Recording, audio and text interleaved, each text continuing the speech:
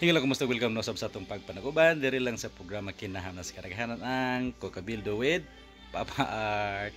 So for this video mga kaigsuonan atong historyahan atong hisgutan og atong Kokabilduhan karon kabahin aning kainiton sa panahon nato karon no. Grabe na kayong heat index mga kaigsuonan kung inyo makita diri grabe kainit kaayo. Kanya init kaayo. So init kaayo mga higala.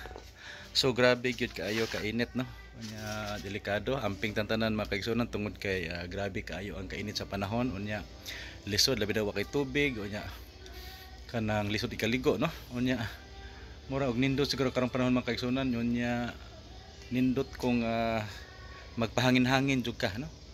So siguro para sa Bohol nakinahanglan tag usa ka butang makapahangin sa atong palibot mga kaigsuonan. Grabe na kaayo kainit mga higala no. So I hope ma-realize ni sa atong mga namunuan karon mga kaigsuonan no, nga magbutang ka sila unsa pa diha kanang mga butang nga makahatag og nindot nga hangin ba sa atong katilingban. Mo nang nindot unta nga mananom tag kahoy aron na doon natay sources of kanang hangin mga kaigsuonan. Pero naay laing sources mga higala nga siguro makatabang nato kung panahon sa kainiton mga kaigsuonan no. So angay siguro niini kini ha para ni sa Bohol mga kaigsuonan angay ni